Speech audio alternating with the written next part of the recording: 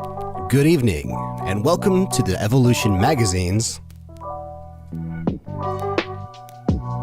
live series. June 10th, year 2021, and you know the time, it's time for education. We're coming live from Happy Rock Farms in Kansas City, Missouri. Tonight we are here to learn about cannabis in rural Missouri and the leaders within, putting down for the people. We got Waxy Brown coming all the way from Rolla to mix with Toscatini and Chris Wolfenbarger. You know these guys are some veterans and they serve the people.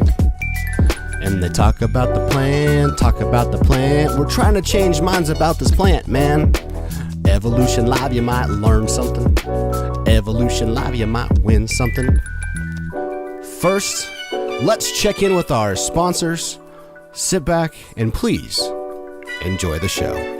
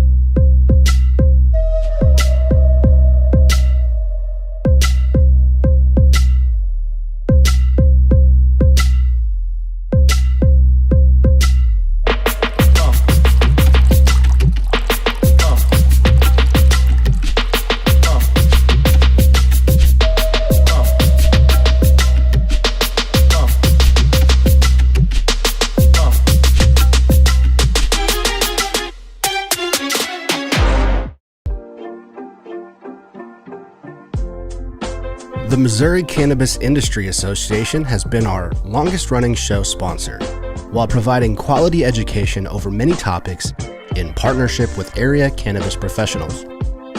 MCIA is dedicated to a free cannabis market to create supplies and prices that are patient-friendly, with initiatives to support adult-use cannabis, to protect home growers' rights, and expand the caregiving program. Go to mocia.org to learn about memberships, to learn about their certified caregiving program, and learn how to get involved. Thank you, MCIA, for being a show sponsor.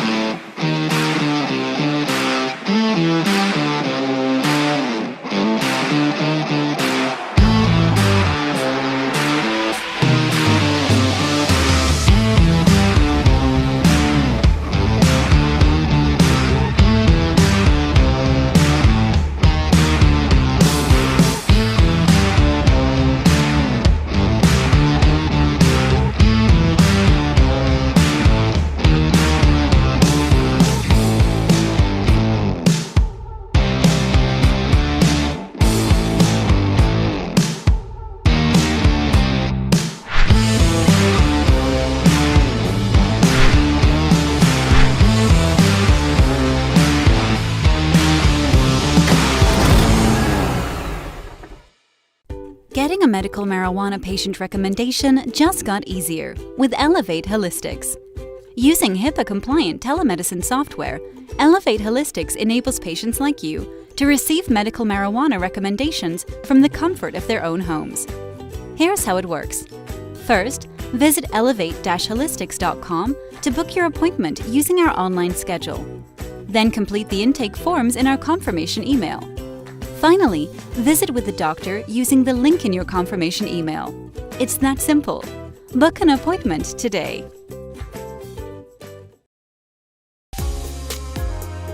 Tonight's video is provided by Cat King Films. Check this out. Cat King Films is offering promotional content, commercials, training videos, wedding videos, and documentary-style video production at an affordable price. A free consultation comes with every project to ensure that it is personalized to your brand. Check out previous projects by exploring the different sections on the newly launched website at catkingfilms.com.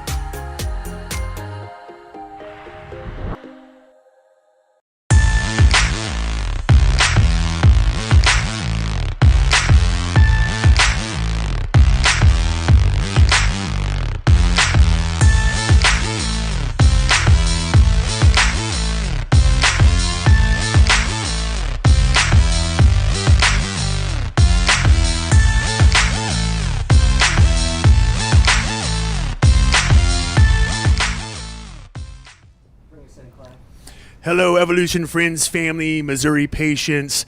We are here live with the Evolution Live series, and boy, do we have a show for you tonight. We are shooting live from here at Happy Rock Farms in Kansas City. It is our veteran-led show, of course, with Todd Scattini, Chris Wolfenbarger. Got that one right? Nailed it. And then a very special guest tonight, Daniel Jones, a.k.a. Waxy Brown, with Peace of Mind and the Flower Power Hour down in Rolla.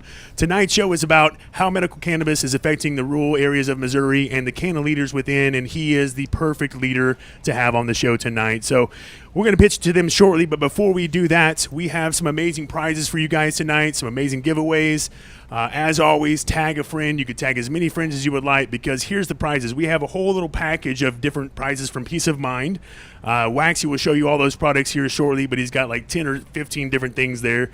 We also have 2 free loyalty points for Greenlight dispensaries, so for in-store purchases, that is. So 2 free rounds of points for in-store purchases that we'll be giving away. We have a free certification from Elevate Holistics. So if you need a renewal, if you have a friend that doesn't have their card yet, tag their name in the comments, tag yourself if you would like to, but tag as many friends as you would like. As I said, we have tons of prizes, so bring them into this conversation, and we're about to get to here shortly. I want to say thanks to our sponsors real quick, Greenlight Dispensaries and Greenlight Cultivation. We're going to be doing a live show next Thursday from their cultivation facility. We're going to get to meet their master grower and all the people that are helping within. We're going to get to look at their the internal workings of all their grow operation there.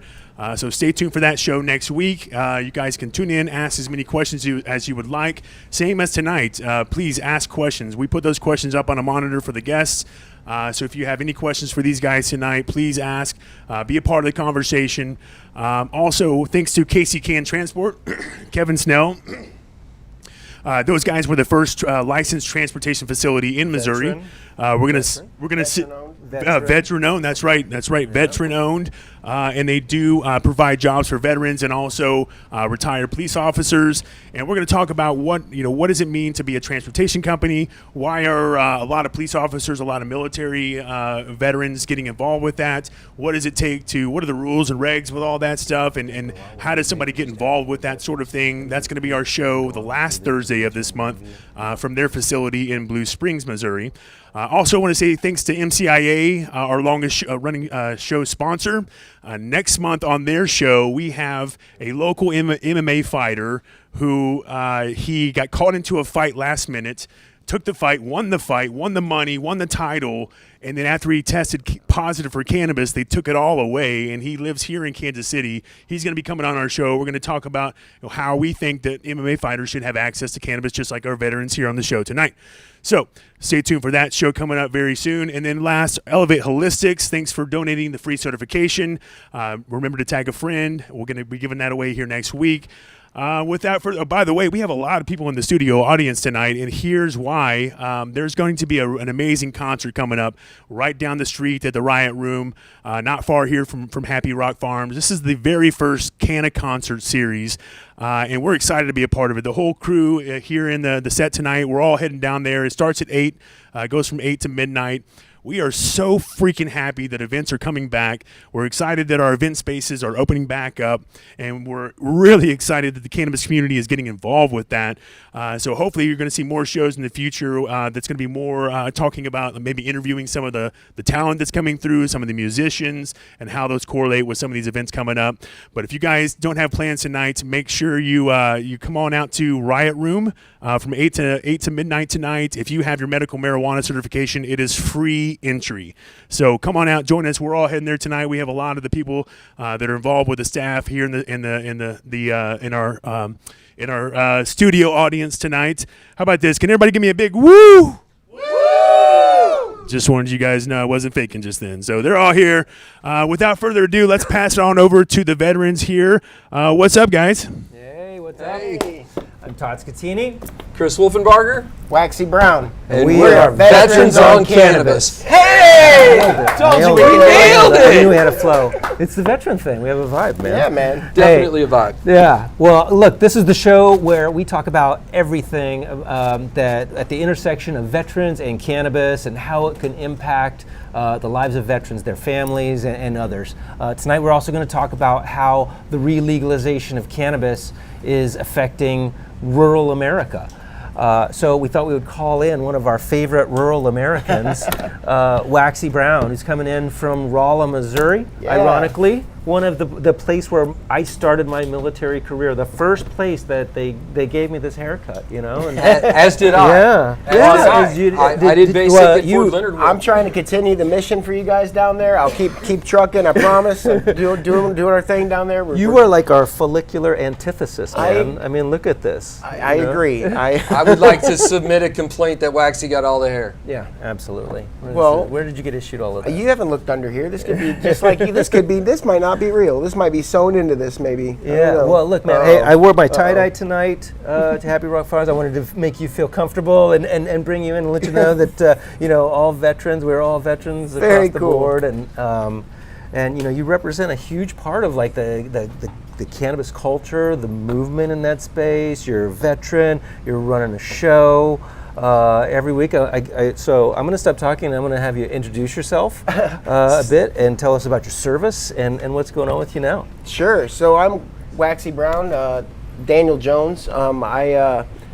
Waxy Brown came along a little later after I started fighting for rights in our areas, for patients and everything else. Caught a little bit of flack from certain aspects of community and all that. So we had to come up with a little different ball game if I was going to be out there yelling and doing all that. So of course I came up with that. But a lot of where I come from, veteran-wise, is I did 8 years in the Navy. I was recruited out of Rolla, Missouri.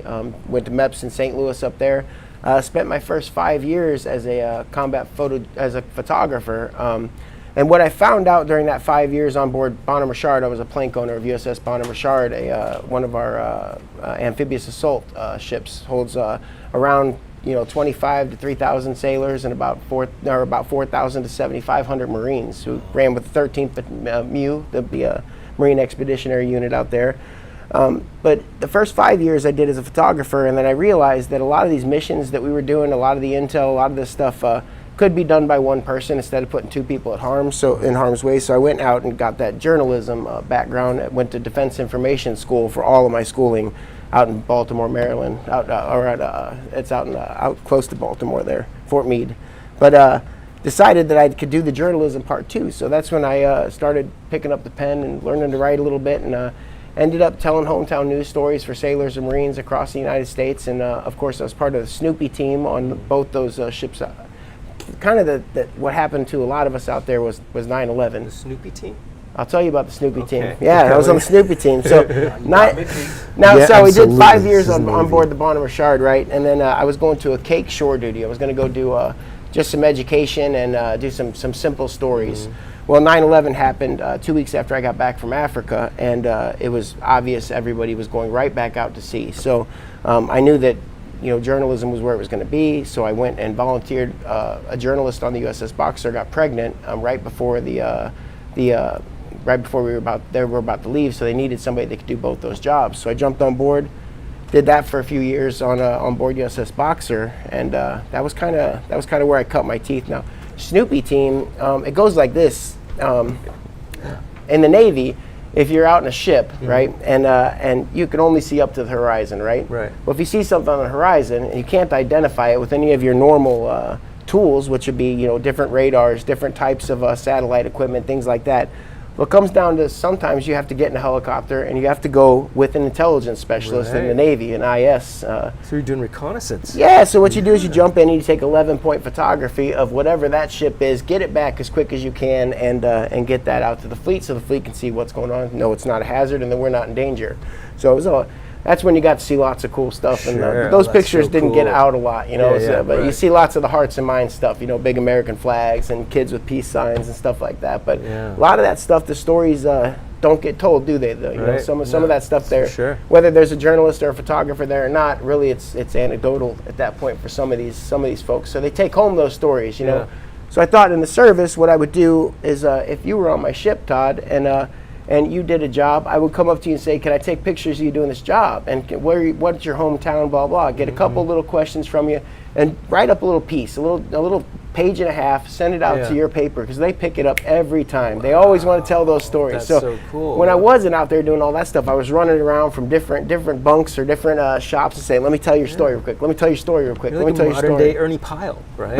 yeah, I guess so, yeah. Dude, that's an incredible service. I'm doing the same thing on the show now, Todd. sure, That's for what I sure. mean. That's what it's about. Is we have a cannabis family, a cannabis industry. So I'm just looking out there in those different rooms, and I'm plucking out those superstars and telling their story in 5-6 minutes. Yeah. And I wish I had a lot more time than that sometimes. Yeah, for sure. Superstars, you know. Yeah. Are there any that stand out to you? Especially, do you have any veteran stories that really stand out to you? Sure. I'm gonna go. I've got friends with Third Eye Organics. They, you know, one of my better friends on this planet, Brian Losing, who does the grow equipment stuff with me, fellow veteran. I mean, that's what we talk about when we're in the car taking the soil here and that and the other. Yeah. You know, that's what we talk about. Is, you know, this is what we used to do. This is what we do now. You know. Yeah. So and also. If we could identify all of them and get them all on the show, we'd have all the veterans out there. Yeah, But for sure. out there where I live, your veterans live in places like Dixon, Missouri, or Newburgh, Missouri, out in the sticks someplace. Yeah. You know, we can't. Sometimes it's hard to reach out to those folks. We don't have sure. health and wellness checks that we can do on our shipmates. You know. Yeah. I don't know if you ever read that book, Tribe, by Sebastian Junger, but Haven't. it's all about, you know, veterans coming back Right. into society and kind of reunifying. And one of the things that they seek is tribe, you know, and it talks about the history of tribalism and things of that nature. It's Sure. just fascinating, and that's certainly what I've seen develop. I mean, there is a tribe within a tribe of the cannabis community, right? And it always kind of comes back to the veterans. And you're And really you're leading the pack, represented there. man. You guys are out there, man. We're doing it. You know? Yeah, we have. This guy is an incredible story. One of the biggest, in my opinion, one of the biggest changes that happened in the Missouri cannabis space as we fought for Amendment 2 was when the veteran voice got behind Amendment 2 and stepped forward, because both sides of the aisle know it's political suicide to stand against what veterans need. Very good. Yeah. Right? They broke us, they bought us, give us the medicine we need. We're veterans, get behind us. Yeah. Missouri is a very patriotic state. And when Missouri veterans stood forward and said, hey, this medicine works for us, we need it, that was when we really saw a paradigm shift in voter thought. For sure. My co-host Tim Harms from Green Orchard Labs, one of the things he loves to say is point to us when we have several veterans in the room, and he'll say that, and I almost want to say he probably got it from you, one of you guys, is that the veterans are the loudest voice in this space, in the cannabis space, and it's up to us to get louder and louder. And it's also up to us to be in the right rooms, at the right meals, at the right conversations, at the right. So what you have to hope is that the veteran community is stacked to the teeth with the right kind of people, because we come from. You've told it to me backstage. We come from all aspects of life. Right. Every race, every color, every creed, you name it, every gender, every federal organization, every local organization. There are people in there who have served and have that story, and it's only 1% of the American population, right? I mean, a very, very tiny percentage of our population has ever signed up and served. I wasn't aware of that. Yeah, it's a very shocking, tiny almost. population, but it's the piece of the population that, you know, garners a lot of respect, and I mean and I'll never say owed anything, but I think earned a lot, you know, and certainly has earned the right to try this plant. I think it's really fascinating too that our organization that kind of had this impact on us, the DoD and the VA, are the organization that are perfectly designed really to support research into medical cannabis and actually help push this paradigm shift, because it is undoubtedly a paradigm shift. We can all agree that the Veterans Administration of today is not the Veterans Administration of my grandfather. Or anything. They're embracing technology, they're embracing research, and now we're talking about the loudest conversation in the United States right now that I'm aware of, at least in my purview, is the federal legalization, federal movement of cannabis. So at that point, all of these dominoes have been set up, and this is the last one. If we can set up telehealth, telemed, canna medicine with the Veterans Administration, the truth be told, I know many veterans already that are using this plant in lieu, like my friend Brian I was talking about. Absolutely. Swap out that conversation for that conversation. It's not hard as long as we can have the conversation, Yeah, for right? sure. But right now we I can't traded have it. Ambien for cannabis. Well, we can't. We're Right. starting to, and But I think the VA is starting to open up the aperture a little bit and show creativity and leadership. You know, bet. and really like recognize that this plant is a game changer. Right? I can't tell you how many veterans have looked all of us in the eye, I'm sure, and said, "This plant has saved my life." Right. You know, and what's even more powerful, and I'm looking at you, Jackie. Right. What's even more powerful is when a military spouse Yes. grabs me and goes, "My husband needs us so bad." Yes. You know, or a thank kid says, God "Thanks he for found giving my dad cannabis." back. But yeah, exactly. That Right. stuff. It's Makes you cry every time. for sure. But those are the things that leaders, I think, take in and try to help drive with. There's Really that. That's such a recognizing that. huge conversation Yeah. too about when you talk about veterans that lean on this plant for things like PTSD or for sure. or Chronic different pain. chronic pain. Even see, that's where I was going to go with this. Is like veterans. It's not we often have that PTSD talk or the chronic pain talk or everything else, but veterans deal with every single. No, we're not special. We deal with it, and on that way, we deal with every kind of ailment that everyone else does. So I also challenge this to the Veterans Administration: allow us to have this research and allow us to change everyone's lives while we're For changing sure, these veterans' for lives. sure. You I mean, can't change the rules for us and not change for all Americans. That's a Yeah, fact. for sure. So, I think that's the way it will work. I think it will be embraced or is going to be embraced very soon at the DoD level, at the VA level, and I'm going to continue to have that conversation with as many leaders as possible, and Absolutely. try to, and you can't even just do that, right? Right. You also have to kind of set up the platform, set up the structure, and I think you probably know that we've put forward a recommendation to the VA to use Missouri as a test platform for Pilot, that, a yeah. pilot Yep. project for it, and really observe this change, right? So you're in rural America. You're Yeah. in Rolla, Yeah, Rolla. right? We're in the sticks. Right, Yeah. right. And then rural it seems to have like a derogatory terminology, and it shouldn't at all, because No way. I mean, I grew up in rural America, and God's country. Yeah, absolutely, and it's just a special place. But in Rolla, you also have a huge military base at Fort Leonard Wood. I don't know about huge, but a big military lot of base. jobs. Yeah, absolutely. It's a center, an anchor Absolutely. within the city and in the state. And then Education. you also have Rolla, Science and Technology, right? Part of the Missouri University system, one of the most advanced science and technology universities in the country. There's a lot of science and technology that are going into the cultivation and manufacturing of this plant.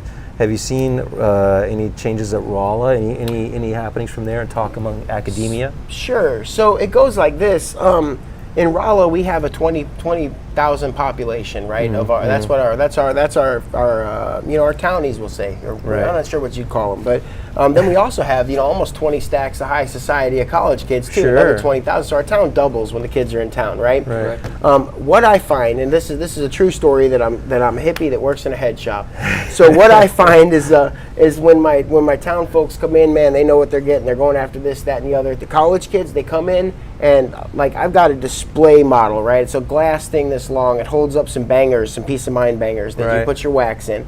They immediately come in. They want to engineer that thing with tubes, and they want to add Sure. an engine, and they want to do this. And it's exciting to watch these kids come in, or they'll show me pictures on their phone of all things they built in their dorm room, and all these things. Oh, wow. But you take all that's fun, right? That's the culture of it. But the true story is, if you unleash the type of knowledge to these folks and the type of education, because man, MS&T has it going on. It's just a true Yeah. story that it's they're very good at what they do. Their reputation is obviously across. You guys know. Absolutely. Yeah. Those kids that are coming out of that college, put them on this plant while they're in that school. Give them the tools and the education, and let's get some programs in there. If you want to talk about federal legalization, research, and everything else, let's talk about college kids. Let's get these folks. Let's get this plant in front of some folks that are eager to learn, because guess what? They're already using it. Right. It's a true story that it's illegal for them to have that cannabis on their dorm, right? And they're Yeah. inside that school, whatever. But we all know what happens in college. For sure. But we also know that these kids out in Rolla, Missouri are passionate about engineering. So I'd love to see more passion about engineering and cannabis. 'Cause, Yeah. they made one of those cannabinoids illegal in 1937. There's a whole lot more, and there's things we haven't even discovered, and to tailor that into actual medicines, we're going to need the brains, man. You know, Right, I didn't yeah. bring that to the table. You know, I didn't bring the engineering degrees. I only Nope. brought a mouth and a little bit of, I've smoked, you know. But you do have an art of telling the story, and I love the fact that that you know you learned the art of storytelling both visually and in written format, and obviously you have a gift for the gab. You learned all that stuff in the military, right? And now Sure. you're using it to I you know, tell sing the everybody, praises put of me under this. a deadline. If you want something done, give me a deadline, because nowhere in the service is the best place to learn about deadlines. You need Absolutely. to get that done now and get out of the way immediately before something bad happens. So Absolutely. that's what I say. You want to put me in, coach, put me in all the way. you know? Yeah. Oh my gosh. But I'm glad to fight with you guys today, man, because you know Yeah. it's a true story that it's been a struggle out there. We've done. I've spent a lot of time in jail myself. I've got plenty of veterans out there have been behind the wrong kind of bars, and it's time to have that conversation. Social justice, Yeah. all that is real. Oh yeah, absolutely. I mean, the social justice implications, and what has happened in rural America too. There's been a lot of people are behind bars, oftentimes for drugs and things. And it's been applied unequally to people in across America. Sure. You know? I mean, it's really a war. Instead of a war on drugs, it's really a war on people, especially poor people, and typically on people of color. And it's had an impact in rural America, as has the opioid crisis. Sure. Right? I put So- them all about in the same level with the opioid crisis, prohibition, poverty. They're all eating out of the same trough, and that's not allowing people to make healthy decisions with that are based on healthy laws. Yeah. So it's time to change that whole conversation. What is it? Our fathers told us: if there's a law that needs to be broken, it's your responsibility to break it. If it's a bad law, bust it to pieces. Yeah, we So are. that's what we're doing. Absolutely. I'm out of here. That was a good talk. No, I'm just kidding. I'm just kidding. You mentioned the opioid crisis. That runs so deep in the veteran community. Yeah. Man. We come back broken, and that's really all they have for us It's true. at the VA. We demanded answers because we're broken, right? And because Right. we don't come back with health insurance crawling out of our pockets. We have that. We have We get the VA. That's it. Yeah, and what I'm seeing is the VA has gradually become more and more and more desperate for a non-opioid solution to pain management, to addiction, to breaking addiction. Right. And you said all the dominoes are lining up. sure. That's the big one. Yeah, for sure. That's the foot tall cinder block at the end of the road. Is the VA is desperate to stop losing veterans to drug interactions, overdoses, opioids. Yeah, they're And looking for a tool. They're looking for a tool, and they've tried every tool they have available to themselves right now. Right. And now AMVETS came out.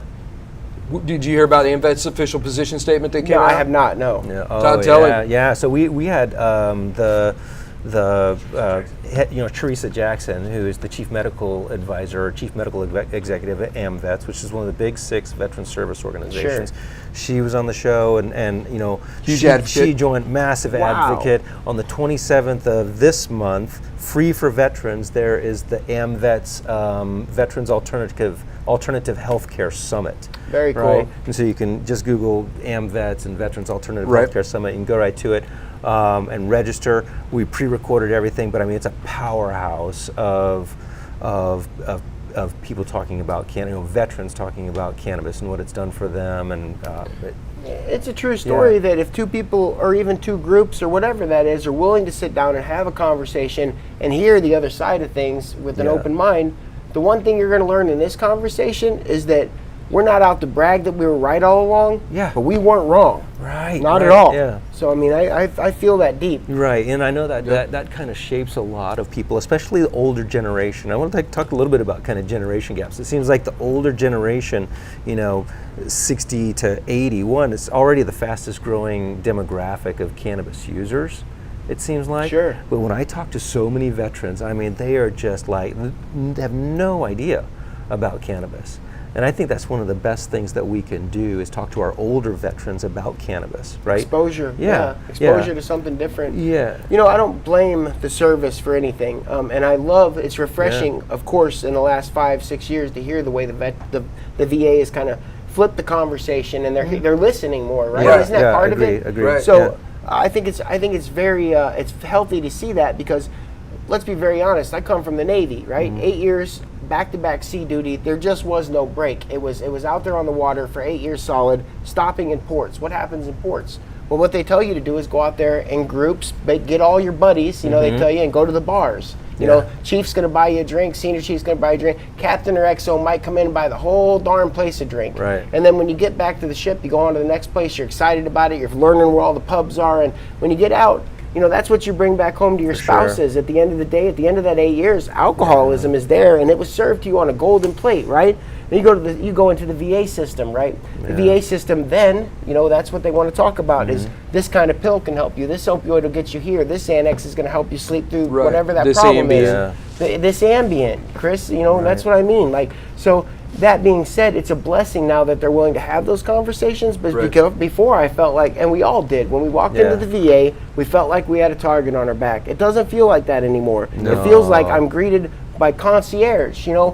The lines are shorter. It's a better program altogether, but it is missing an integral part of our body, our system, our endocannabinoid system. Absolutely. If they don't recognize, you know, it's like walking in and not recognizing we have livers. Right. Well, you're certainly out there taking care of our livers, so now it's time for you to recognize our endocannabinoid system within your system. I mean, I mean, there's so many.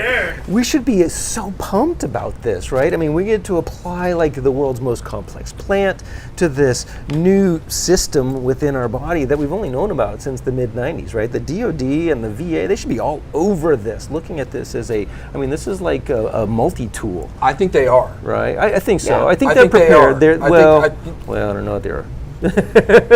I think they are. There's a certain element of old school veteran leadership that's not willing to embrace this change yet. Society as a whole, right? And society as a whole has that problem. And then there's also this huge segment of our society that's getting older, and physical problems comes with age, right? You know what the number one crippler of Vietnam era veterans is? Gosh, no. Age. Oh, okay. Yeah. They're all just getting old. Yeah, and that hurts. Yep, it was the number one killer of World War II veterans. Yeah. It's funny. I think that but that older generation is the one that's embracing it now. Well, yeah. Hopefully, in some instances, the ones that are not are the ones who are like, oh my God, I just spent like my whole life telling my kids to just say no, or this is your brain and this is your brain on drugs, and was really pushing that only bad people smoke marijuana. And really denigrating it, and now they're like, oh man, turns out getting old hurts, and maybe I could use some of this because they're all using alcohol or other opioids.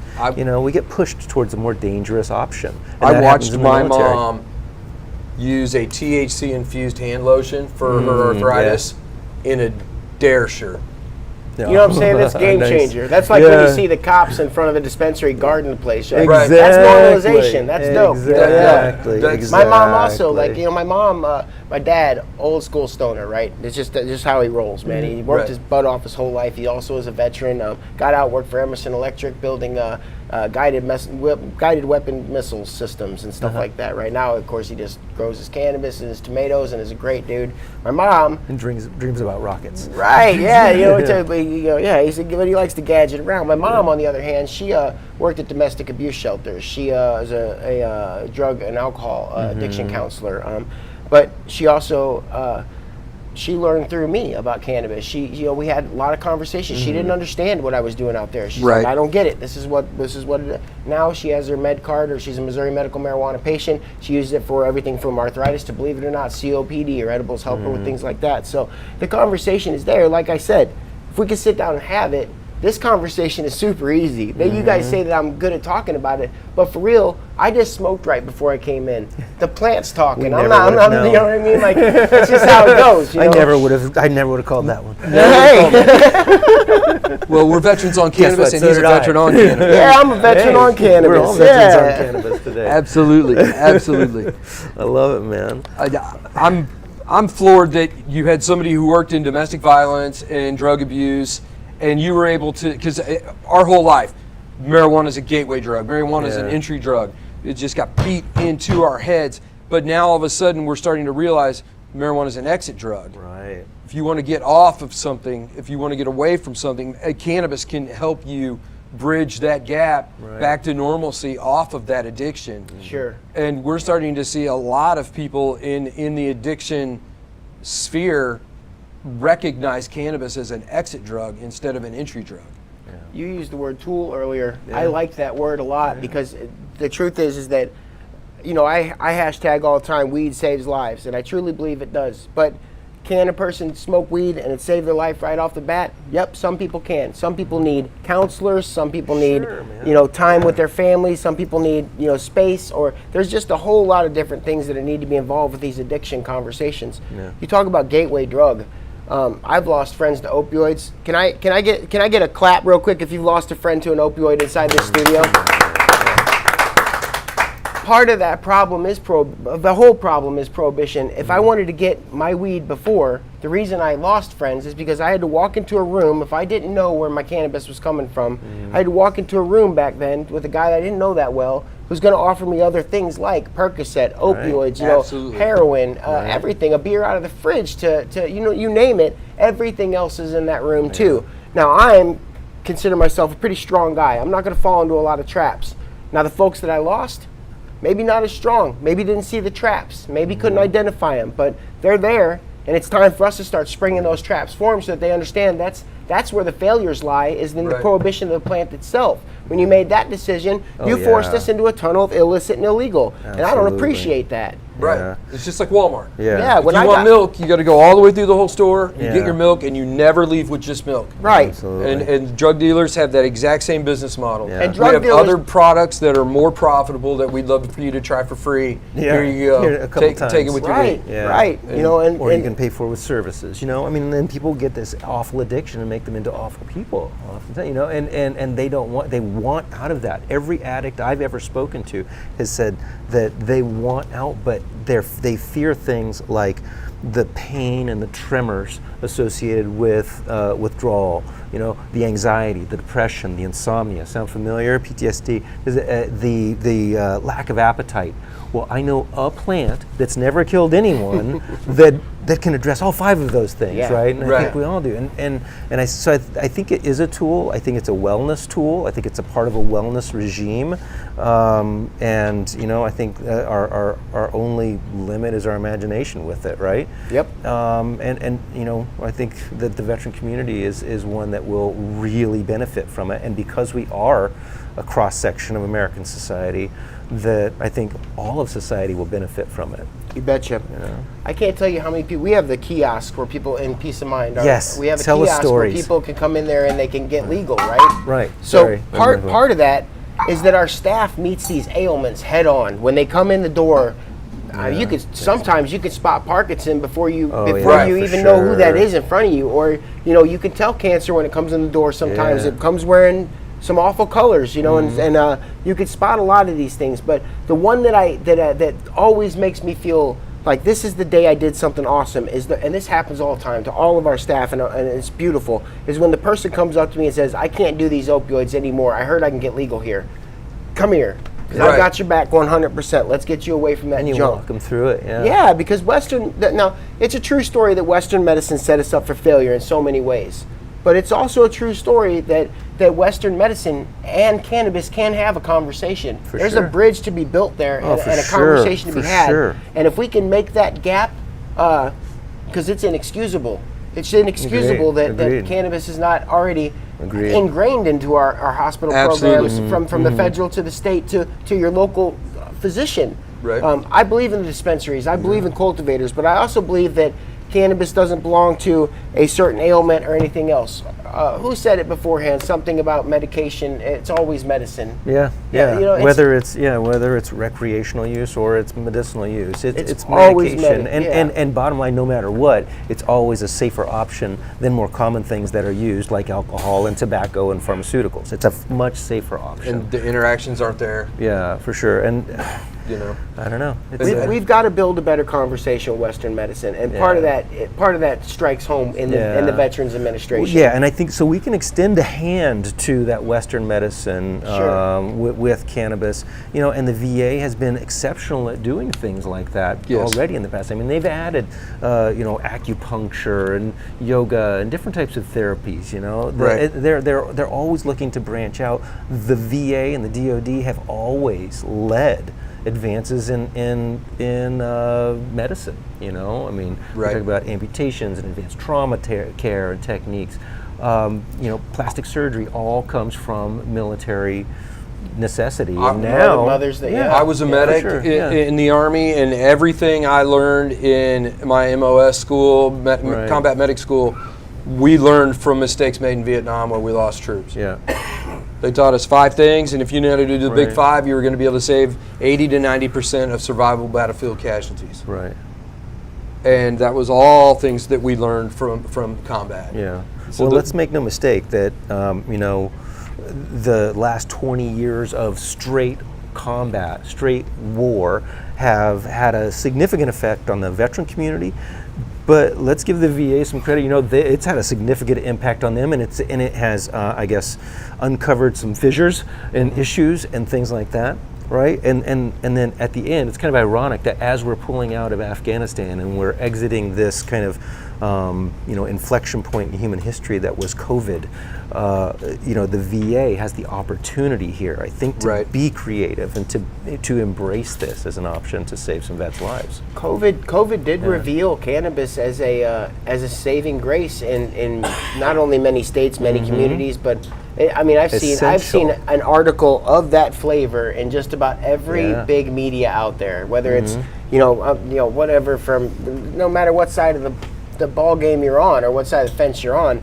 Cannabis seems to be the one that everybody needs. Everybody's having that conversation across the board right now, and Congress is looking at some very important steps for that. You know that. Right.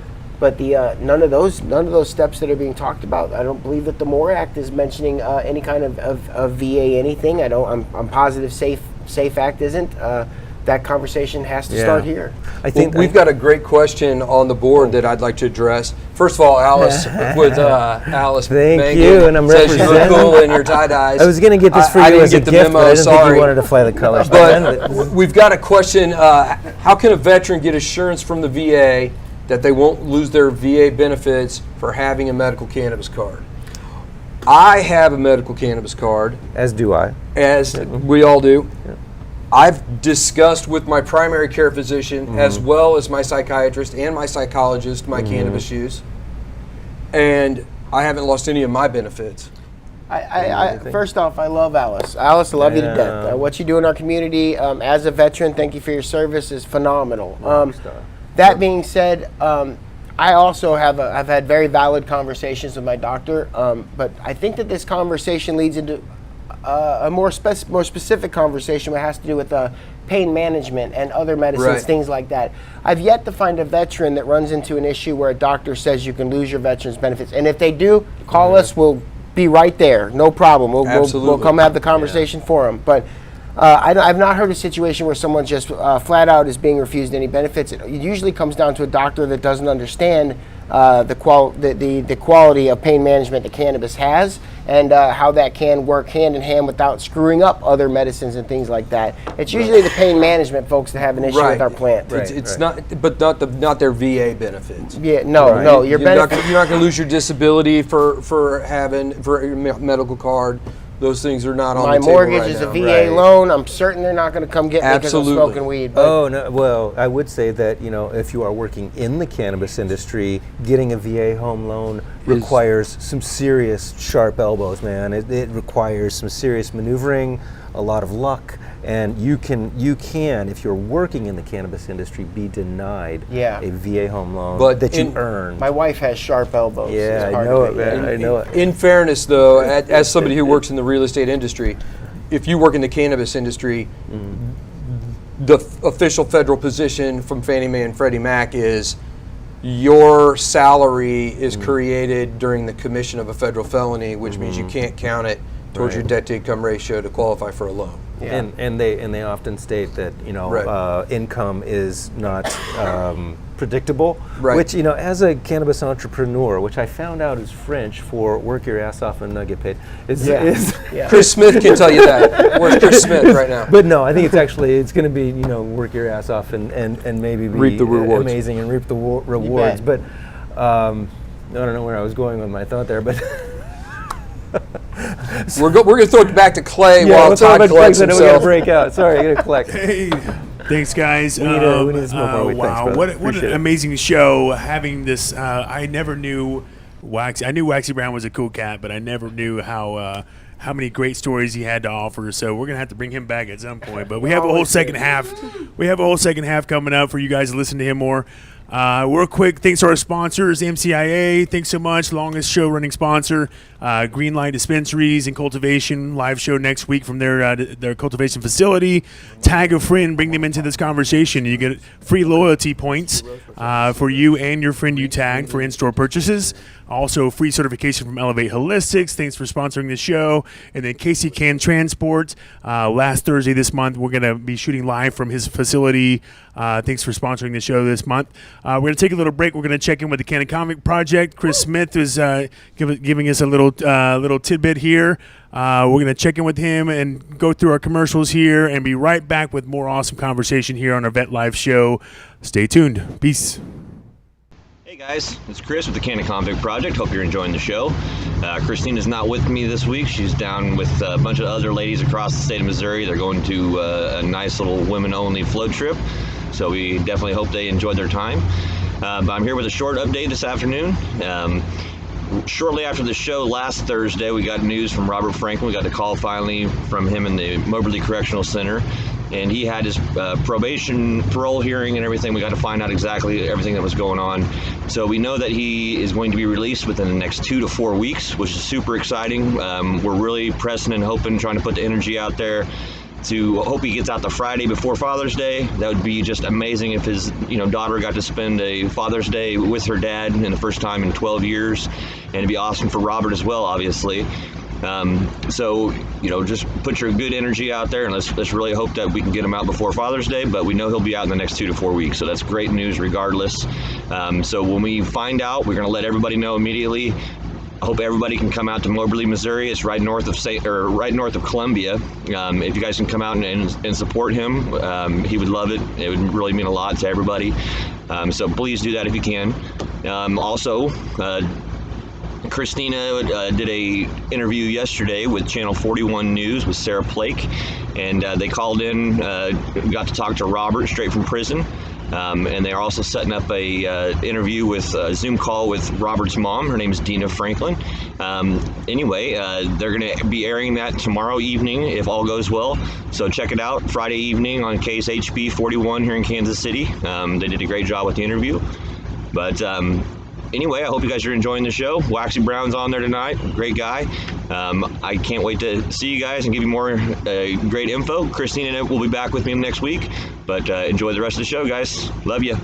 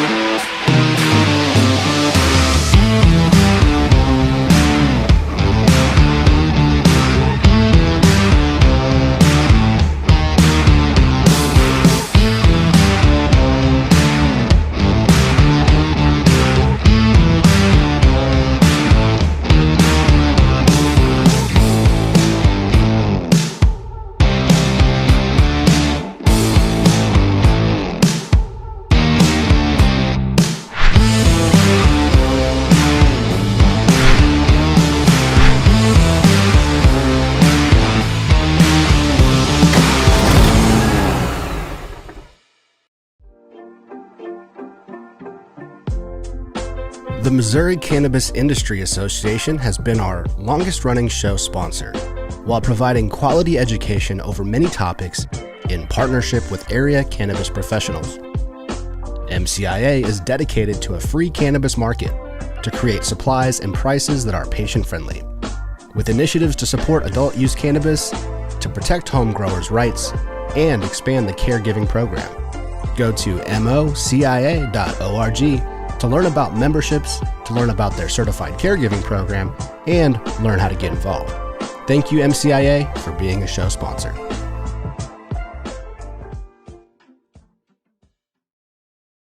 Getting a medical marijuana patient recommendation just got easier with Elevate Holistics.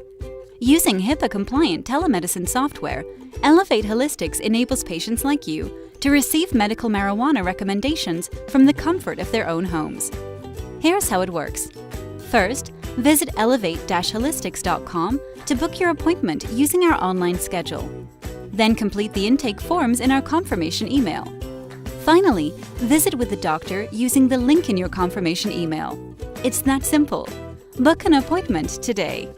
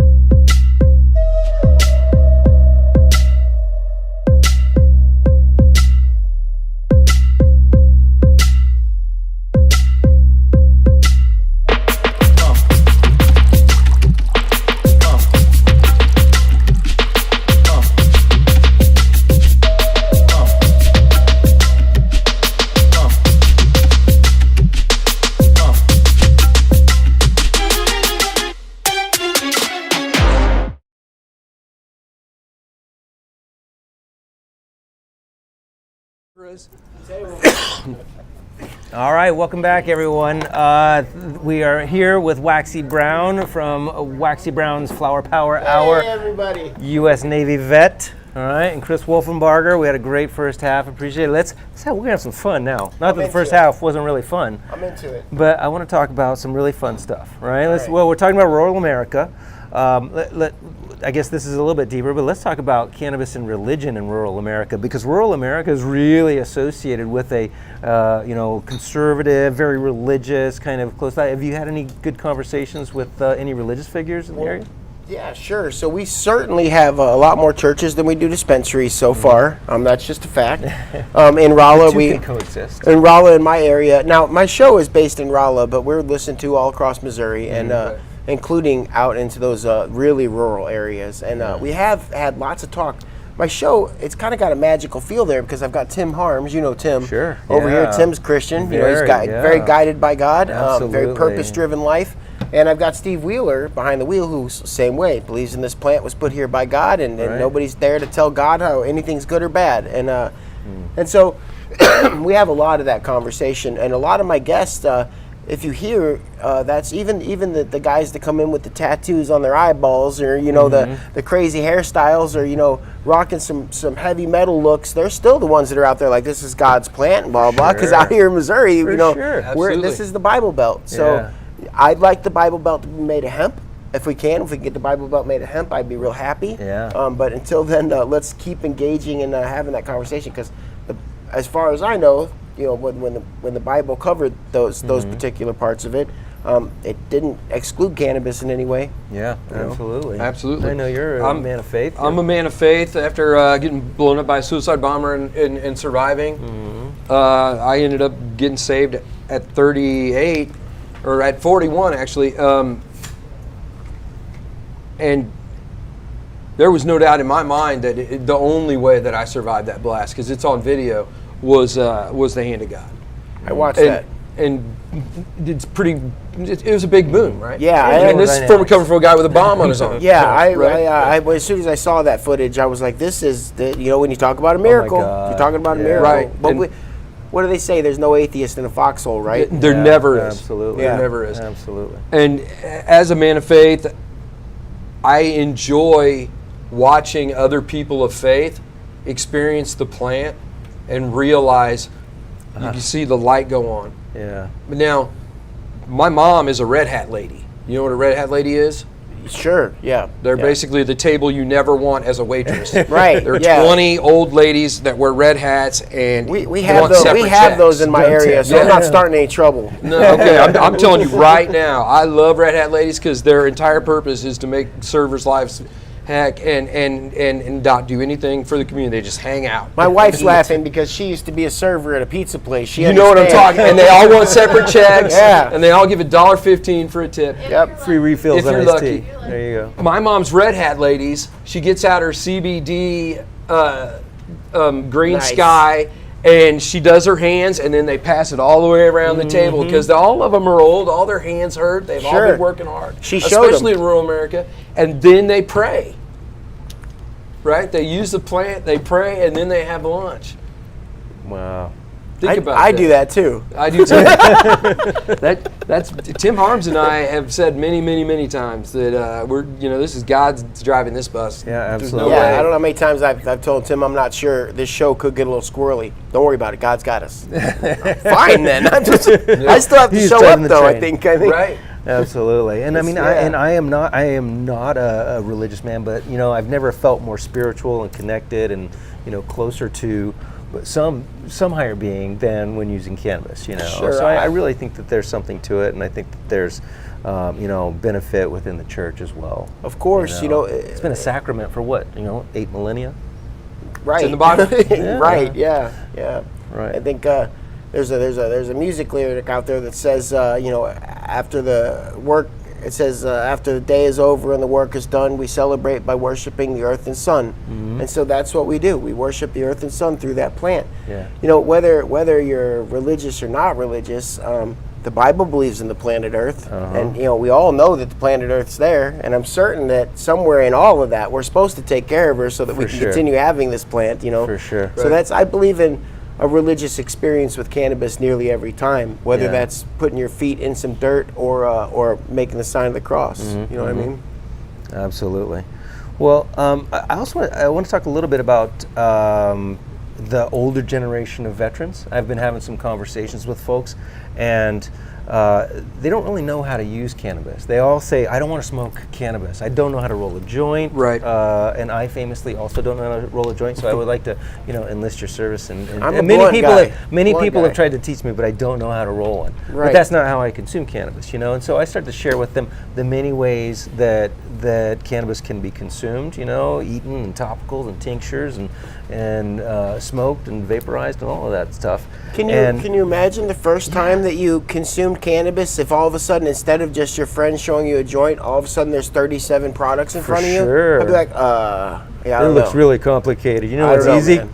Play some Credence and roll me something. Exactly. Yeah, exactly. no, I hear that. So, I think this is a great place for the conversation between on veterans, like helping generations learn the art of consuming cannabis and Of all of this medicating. vast array, right? Right.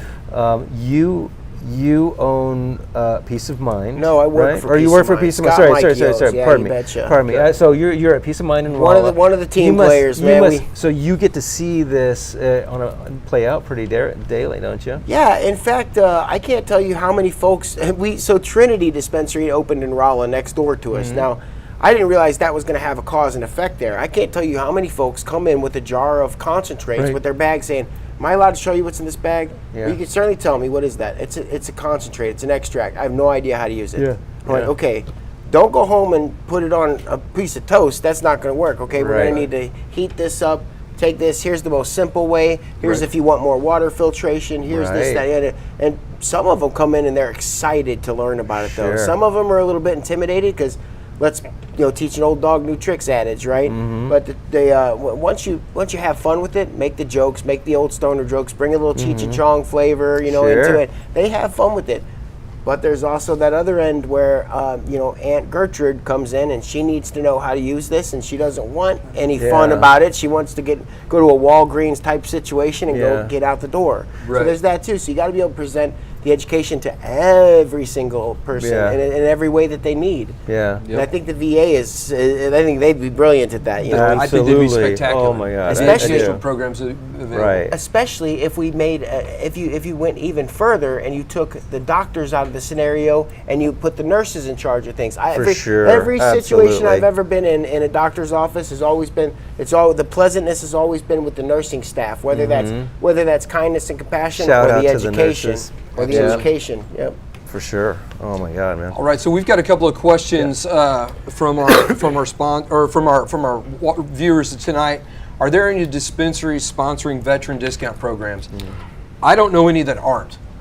Yeah, I don't know if I don't know either. that any that if you go in and say, hey, do you have a veteran discount, that you don't get a discount. I Yeah, think that's- almost every time. Yeah, and some of them specify certain days, which that veterans love routine. Military Mondays. Hey, Mhm. Military Yeah. Mondays. Taste Buds Yep. has that, or most of them have a 10 or 15% discount, And if they don't, call me. I'll hit them up and be like, yo, it's Absolutely. Waxy. What's up with that? Why don't you have one?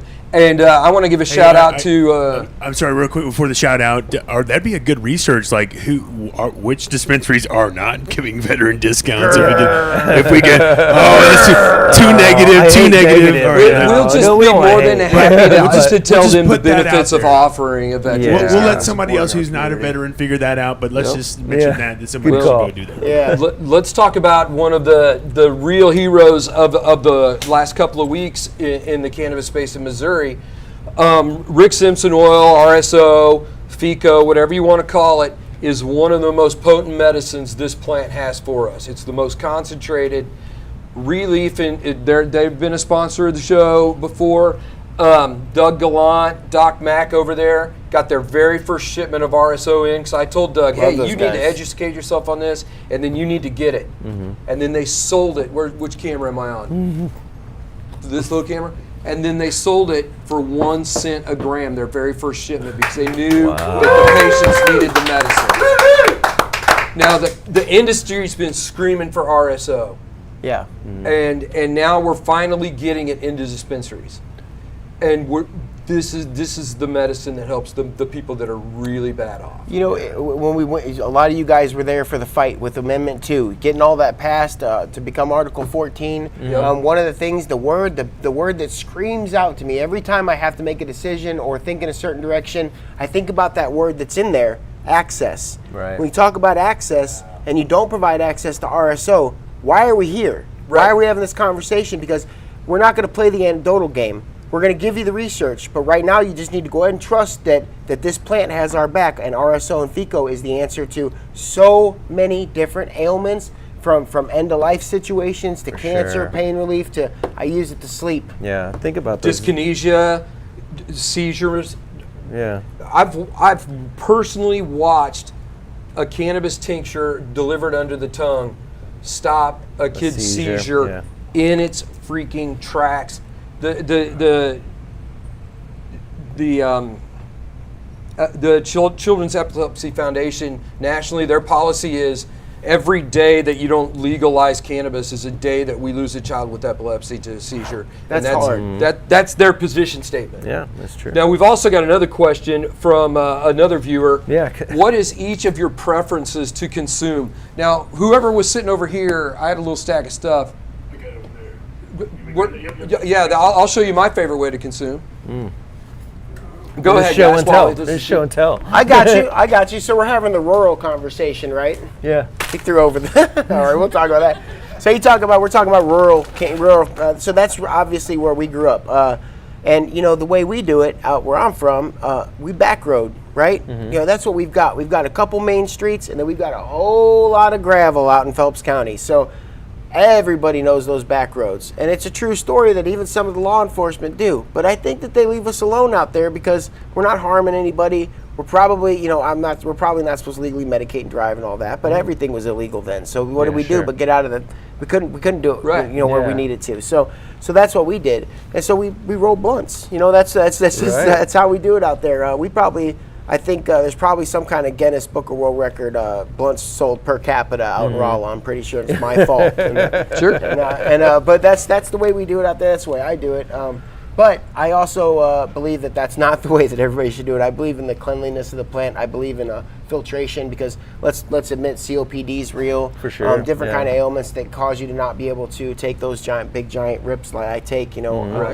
Of course, edibles, things like that are a lot easier on folks. So I'm real harsh on my lungs, but also it's part of who I am. It's ingrained in who I am. I've been riding those back roads for 20 years, rolling up those blunts next to your buddy, and loving to turn on some Creedence and spark that dude up, man. Absolutely, So it's always a magical moment. Yeah, so I always ride with a blunt. Yeah. Plus, there's like the ritual. There is the ritual. You prepare, The ritual. Yep. Get your hands in there. Sharing. Get to know the plant. And often we're blessed with being able to smoke plants that either we cultivated or were cultivated close to home, and those are, to me, are the ones that taste the best. Me too. Absolutely. To me, that's one of the most important aspects of Amendment 2 now, 14, is the fact that you can home grow, and you can that for all those rural patients that can't make it to dispensaries, they can get their cultivation card. They can follow a strictly compliant grow facility within their own home, grow their own medicine, and then turn it into whatever form their favorite way to consume is. Yeah. Right. Yeah. And I think that's so powerful, and what a gift from God that we have the ability to put a seed in the ground and get medicine. Yeah. Yeah. And so, I mean, for What's your favorite way to consume? Well, I guess that my favorite thing to consume would be flower that's been grown by a friend. Right, course. it's Of course. and given to me, because like it's a Absolutely. gesture, and you want there's I feel like they're sending a message Right. with that, and so I always really enjoy it. My favorite way to consume it would be to grind it and vaporize it, right? But I like a one hitter. I like everything, man. I mean, there's a huge array and methods of administration that I use at different times in different scenarios. It matters when, where, how much, with whom you Absolutely. consume, your playlist, what you're going to eat, if you got snacks available. There's a lot of variables, that go. I'm a complicated guy. I consume differently. He sets it up ahead of time. Yeah, he does. He does. Oh, well, I mean, but look, multifaceted. hey, You're they multifaceted. taught us to do this well. Most people come out of the army or the military with double digits of pharmaceuticals in their rucksack, right? Absolutely. And you've 5 got to pairs of know socks. exactly, and you've got to know when, where, how much, with whom, and how to use that. So now I've just kind of, taught myself, and with great conversations with good veterans and other people that I've consumed with, I learn when, where, how much, with whom, and how I want to consume cannabis. I very much am a subtle consumer of cannabis. Yeah. Right? I'm all about being a social chameleon. So if my PTSD or my anxiety is ramping up because I'm going to be in a situation where, here's a great example. My daughter is the type 1 diabetic, and they were having a walk around Arrowhead to raise money for childhood diabetes. And I had to walk backwards so I could check all the trash cans before the kids got there to make sure there weren't bombs in them. Right? Mm-hmm. Now, the way that I consumed cannabis that day, because I didn't want to be around 5,000 kids and all their parents and police and everything else, I used a vape pen, pretty much odorless, and I was able to medicate, put my PTSD and my anxiety down, and by the time my medicine kicked in and I checked all the trash cans, I was able to turn around and then walk with the kids to make sure the trash cans didn't have bombs in them. If I'm going to bed, I want an edible, lasts longer. I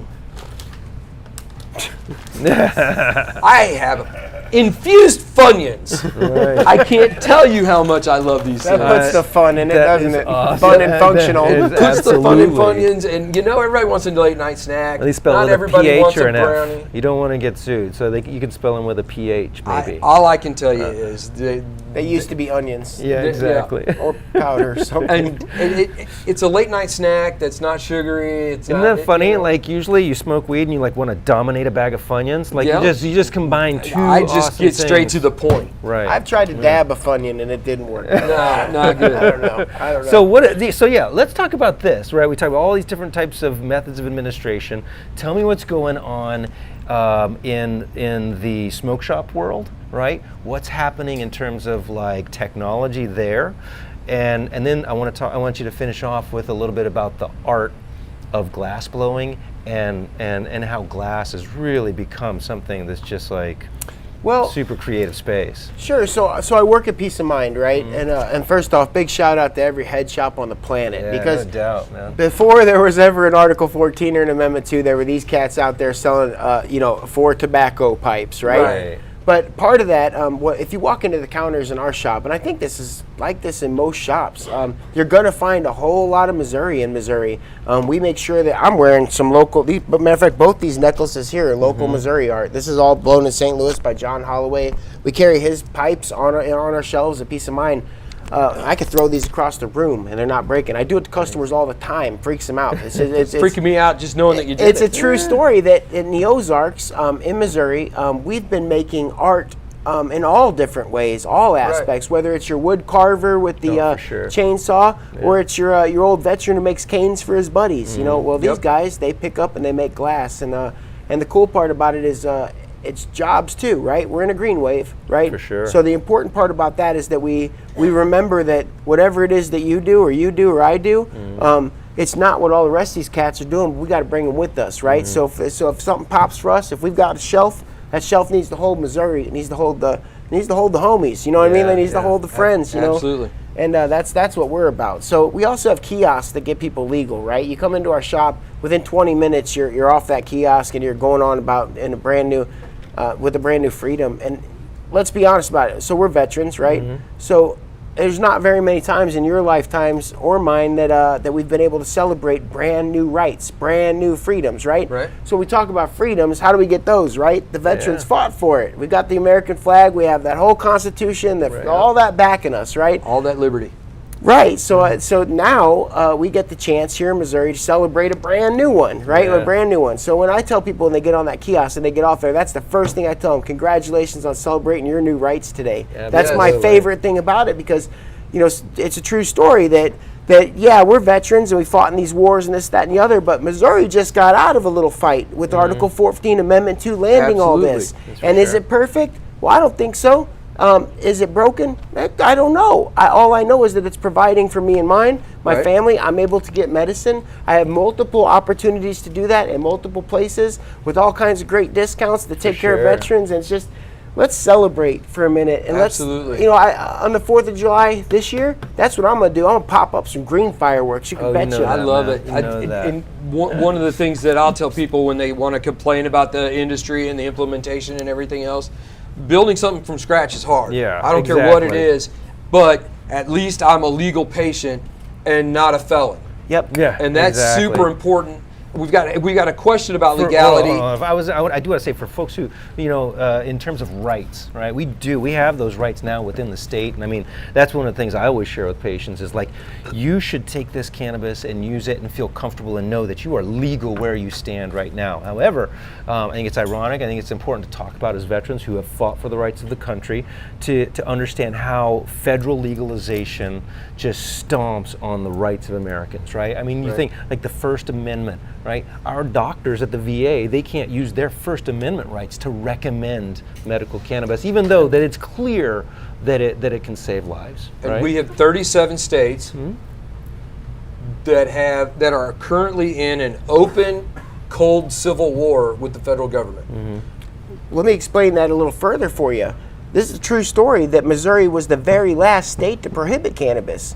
We were the ones standing there tall, the last ones saying, "Not today, Junior." But the federal government is what it is. Well, and I mean, backed by lies, deceit, stigma, and fear. That plant was so heavily rooted in this state, and I mean, I share it with. We just opened up a research lab up in St. Joe, Missouri, at Missouri Western State at their Kit Bond Innovation Center. I live in Platte County, and I didn't even know it when we bought a house there. But that at one point was the most productive hemp county in the country, right?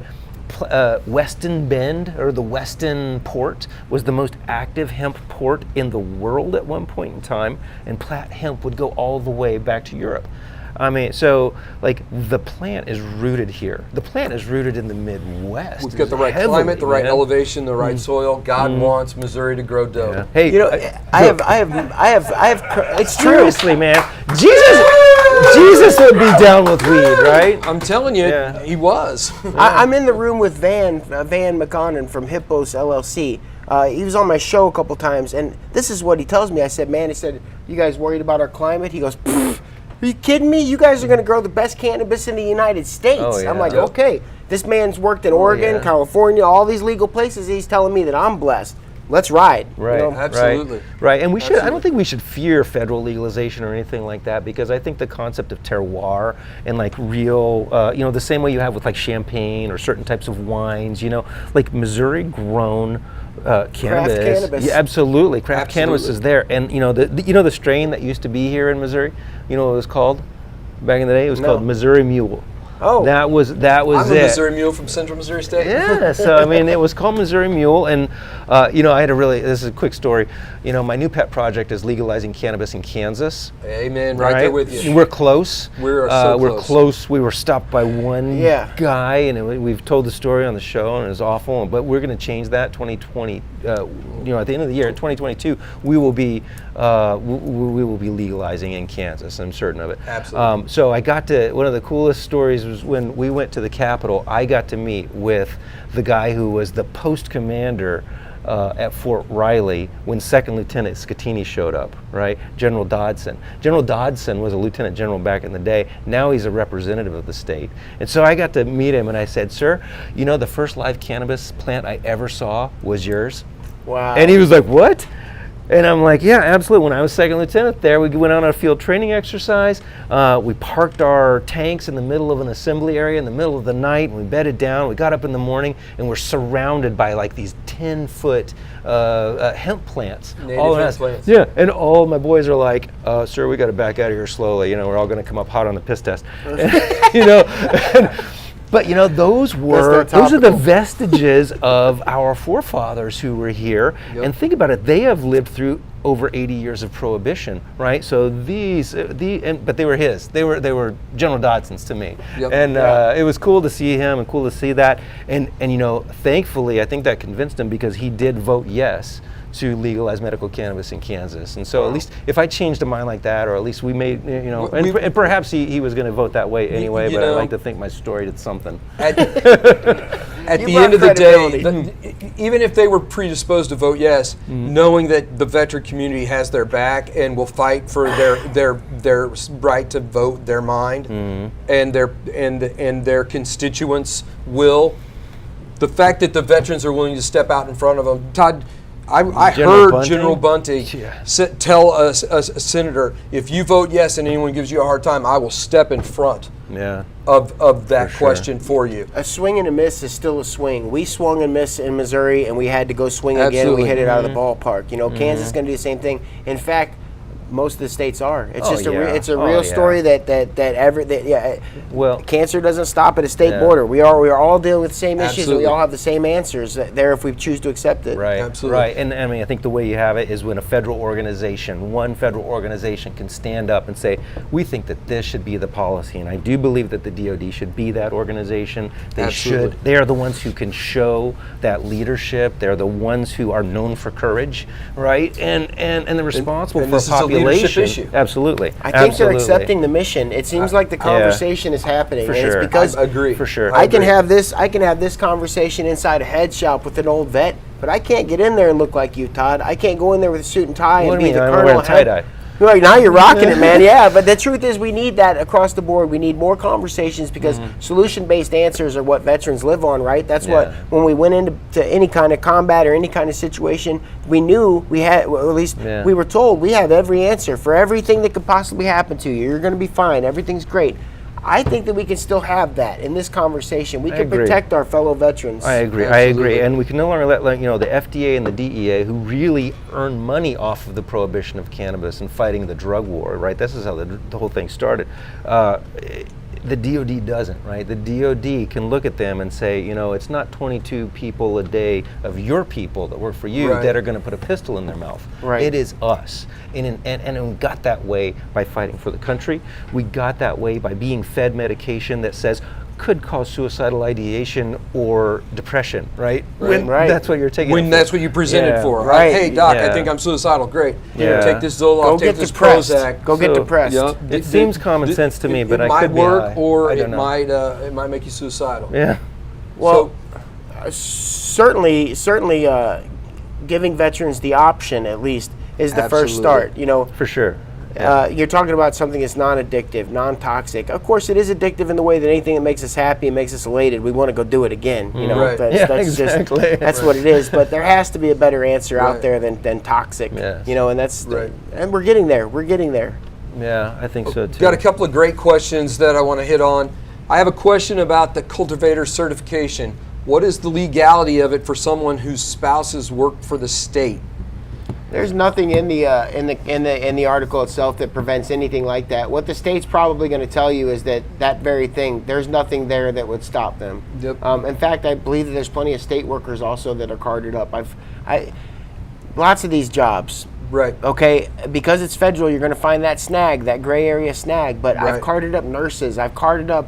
I have a standing. We have a standing. At the shop, you come if you're a law enforcement officer, come see Waxy Brown. I'm gonna pay for your certification, help Right. you with that PTSD. You know, we got to be able to have that conversation more. But it's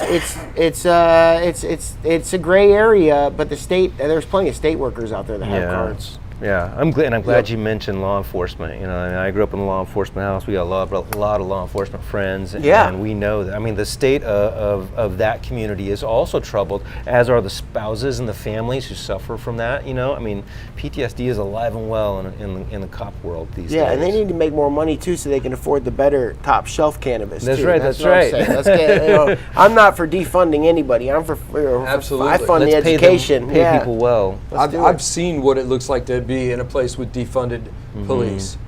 Yeah. Right? Yeah, no doubt. Yeah, that's for and sure. it's literally a war zone. It has No, roots yeah, and bones I in thank it. every officer I see for their service. Every you know. day. Yeah, absolutely. Also got another question. Are there any organizations working on lobbying to protect workers' rights in regard to medical cannabis card holders? On lobbying's that tricky word there. I would rather say are there any organizations working to protect. As for lobbying, I'm not sure who's writing checks out there to who. I know I'm not. right. No, but I mean, checks to write. but when it comes to protecting patients' rights, I think we're all trying to do that a little bit. I Yeah. don't know many organizations who don't have their hand in that conversation. Whether or not we need to go to Jeff City and make that happen, or whether or not we can have that on the streets, is a totally different ballgame. Every voice I know that's speaking to protect guard holders' rights is doing it for free because they're doing it because it's the right thing to do. Yeah, Right. in fact, Canna Convict Project, we like to have conversations with them every week on the show. And one of the Yep. things they're talking about, we talk about all the time, is P&P, probation and parole. You want to talk about exit drug strategy? That's a place where that's needed very, very, very, For sure. very And much. you cannot tell anything about a person and whether or not they're going to be able to serve in the military, drive a truck, or not go back into prison by what's in their urine. Right. You know, Yeah. or you just can't tell anything You about can't the judge quality somebody, of a person. the caliber of somebody's character by the contents of their piss. Yeah, that's for Not sure. just that, but also cannabis shouldn't even be in that Right. conversation. It shouldn't even be in the room with those other Right. drugs. And I mean that from the street with that. For sure. I said earlier it's a gateway drug because you got to go to a drug dealer to get it. Absolutely. I mean it from there all the way up. Cannabis Yeah. just shouldn't be in that We conversation. have to ask our employers, why are they doing that? Why would they make them pee in a cup? Why are they looking for cannabis when it's the safer option Right. than alcohol or pharmaceuticals? Why are we driving them to And that? believe me, when they leave the probation and parole office, one of the most stressful situations you could ever. I was there. I did 256 days in Phelps County Jail for giving away cannabis. We used a grand jury indictment to get me. It's true. It's an awful scenario, and it's a terrible when you have to pull your genitals out in front of another person sure, in front of man. a mirror, For sure. urinate in a cup, Yeah. and then I know damn good and well what I'm popping for. Right. Somehow my endocannabinoid system took care of me. I never popped hot. I have no clue how it happened, or their broken equipment or whatever, because my equipment seemed to be okay. But it Well, it was very random. when they Yeah. leave that situation, Yeah. what's the first thing you're going to do? Well, you're going to self-medicate some damn way or another. Absolutely. Because whether it's alcohol or cannabis or opioids or whatever. Because let's be honest, we're not all brilliant. We're not all born with 200 IQs. We're not all scientists. Sometimes we fall into traps, and those are social traps. Those are at home, things are terrible, and you know, I have to lean on something, whether that's Escapism. Yeah, that's the word for it. So you know, at that point, 200 IQ. we've got genius. We've got to have something for everyone, so why right? not? Yeah, and why not make it accessible? Why not make it the safer option? Right. Yeah. Drive them Why not towards make that. it the one medicine that no one's ever OD'd on? Right. If I'm your probation and parole officer, Chris, and you come in and you're in trouble, I'm not going to make you pee in a cup. I'm going to give you a bag of grass, a Grateful Dead album, and I'm going to go tell you to be a better person. That's how it's going to be. Absolutely. Well, I'd like to have Waxy Brown be everyone's probation officer in the state of Missouri. Sounds like he'll clean this thing up. I got it. Absolutely. You're hired. You're hired. I am hired. That's why You know, I've been in a situation where I've had to present my cannabis, my medical card to a police officer. I gave him my cigar box. I opened it up. I educated him on this is my card. The one thing that I think they did wrong on the cards is it doesn't have your photo on it. Would you like for me to get you my photo ID so you know I'm Chris Wolfenbarger? It's in that backpack over there. Right. I'm going to go get it. I'm going to reach into my backpack, hold my weed, and give him my cigar box. And then I found my vaporizer. I'm like, oh, I found more drugs, officer. Hold on, I'll bring those too. Here's my vaporizer. This is how it works. I'm in trouble. This is this is what's called a concentrate. It's a dab. If you want to find out how much total cannabis I have, which I'm well below my limit, I can walk you through doing the Missouri medical equivalency algorithm. And when we got done, he's like, bro, I trust you. Where can I get some of that? Here's your thing back. And your my cigar box. He handed it back, and he looked at me. He's like, "So this is how it works now?" I said, "Yes, officer. This is exactly how it works now." Yeah. I'm a legal, compliant, law-abiding citizen. And they should be who happy. uses this as medicine to have my best life, to live my best life. Yeah. And he was stoked that he could go fight crime instead of dealing with me for having some weed. But he's probably a little pissed that he couldn't use some. Well, you know what? Probably. I'll tell you another quick story. So I'm sitting at Peace of Mind one day, and I'm not going to lie, I was around the corner with my pops, and my pops and I occasionally would back then smoke something, right? So we lit something, we're smoking it. 2 task force officers walk around the corner. I'm like, well, this is a problem. And my dad's like, you okay? I'm like, I don't know. Let's see. So they walk up, and they, Mr. Jones? I said, yeah. And they said, could we talk to you for a second? I'm like, yep, sure can. I was put this out right here, right in front of them. I said, sorry. They said, not a problem. That's not what we want to talk about. We go inside the shop, and they said, look, there's a lot of new rules, and we are having trouble. Can you please walk us through some of these things? And some of those things that those cops asked about weren't even about the things that they would have to worry about. One of the questions was, how does this affect folks with jobs? Yeah. And I had to go, well, here's what happened. Prohibition caused this type of situation. This is where we're at right now. And I'm grateful that you guys are talking about that instead of over-policing, which is what we've done for since 1937. So there is that conversation. But you also see it, like I said earlier, with the dispensaries having security guards or things like that. Normalization is here. Hopefully we can roll out a great big green carpet for everyone that doesn't understand, and we can bring them on board, because if you don't want to understand, at least understand that we're normal now. Right. That's just where it is. Right. Yep. Absolutely. And how good did it feel? Because I know how good it felt when that police officer asked me, so this is how it is now. How good did it feel for you when those task force officers started asking you real salient questions about the cannabis community, what's legal now, and then how it impacts people with jobs? I think they were asking you to in a tangential, or in a way that's close to, hey, could we use this for what we see? Right. Yeah. Because let's face it, first responders in America have it as bad or worse than any service member that ever served. Because at least we get to come home and be in a different environment. What do they say when you're working in rehab areas? New people, new places, new playthings. Right. Right? You got to change all those 3 things if you really want to break that addiction pattern. Well, the one thing that veterans get to do is come home from war. Yeah. Because we don't fight wars in America here. Right? I mean, we fight different ones. We don't fight bullets and bombs wars in America here. The police do. The first responders on ambulances do. Daily. They have to hear those sirens at night. They live in their war zone. Sure. And I think it compounds their PTSD and their anxiety and their depression and their isolation. Yeah. And then now they're forced to self-police because Yeah. they can't use the medicine that they're watching work so well for other citizens. And during this period, you know, for gotta a change long that. time, Yeah. a long time now, we've been seeing, you know, the police being looked at as, you know, you're looked at now as a guy that we don't necessarily want to talk to. I want to have an interaction with you, right? Especially in communities of color, and that's created for the whole police force, I think, a feeling of like, you know, why are we being targeted as the bad guys when we're the guys in blue, right? And so there's a huge conversation going on there. I think a lot of it could be solved by legalizing cannabis across the board and not piss testing everybody. You know, I pee for enjoyment, not for employment. You know what I'm saying? exactly. Tell me some about your nonprofit work. I know you're doing some stuff here. Yeah, so- with Cannabis Action Network. Yeah, Rolla Cannabis Action Network, ROCAN. So ROCAN is the not-for-profit in Rolla. We card up a couple people every week, thanks to some miracle doctors out there that help us out. Midwest Green Search, Peace of Mind, always on board with us. It's been beautiful relationships across the board. ROCAN, it goes like this. In Rolla, I really was that guy on the corner who had a sign that said "Weed saves lives," just to catch some attention, so everybody knew Article 14 is here, or Amendment 2 is here. Right.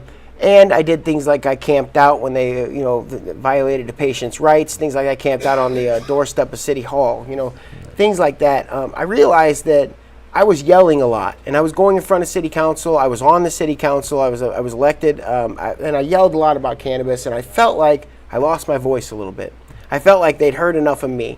So I had some friends out there and met some brand new friends who all were Canna warriors in that area, and got together and became this wonderful thing that we're a registered not-for-profit through the IRS. We're official. We go throughout our neighborhoods. Yeah. If we see a park or a community that needs it to be cleaned up, if we find heroin needles, or we hear that it's highly trafficked drugs, things like that, or it's just dirty, we'll go in there. We'll have our sessions, of course, get our medication on. Safety briefing. Yeah, You gotta have safety a safety briefing. We brief. will swoop in there. Shirley Martin, all the folks in ROCAN, they have a big Shirley. meeting. Yeah, everybody knows Shirley. So we have a big meeting, and we hype each other up, and then we go out there with trash cans, gloves up to here, in a team, and we clean up those areas till they're pristine. And we just like to be active. I talk about being a community. I think to be a community, you have to be heard, and you have to be active. And that's what ROCAN's all about. We're all about bridging the conversation about cannabis between the community and our Canna fam. So it's been very, very neat. We're blessed to have just a ton of help every day. But that's what we do, is just try and get that normalization out there while getting those cards in patients' hands. Wonderful. Thank you for doing that. Thank you very much for doing that. Yeah, no, we're just some friends doing some stoner things. Where can they find Rolla Cannabis Action Network? So I'm the COO, Chief Operations. Shirley's your CEO. We've got our own Facebook page. ROCAN does. If you want to donate, we accept donations. We are a not-for-profit, so you can write those right off if you want to, and we put those directly into cards. But you can find us on Facebook. You can also find us at our events, and you can find most of us at most of your cannabis events in Missouri. We're popping up all over the place having fun. But it's all about the community with us. It's all about that. We're blessed. Yeah. We're blessed with a great platform with ROCAN and Peace of Mind to just go out there and show the community that this is what stoners look like. The veterans community and the cannabis community, they look similar. We've been in the fight. For sure. We're out of that. Some of us are still in that. Yeah. We've left some folks back that we've got to bring with us. But it's the same thing. We're holding hands as a community, and hopefully getting along, having a good time, staying medicated, doing it. Very cool, man. Yeah. I mean, you're such a focal point of the culture. Oh. Both on the medical cannabis side, and you're educating so many people, but you still represent too, the marijuana culture, right? Sure. And I mean, I think the two are kind of separate and distinct, yet fluid, and come together at some point. What are Well, I mean, isn't it a cool thing that lots of folks found cannabis through things like Cheech and Chong, or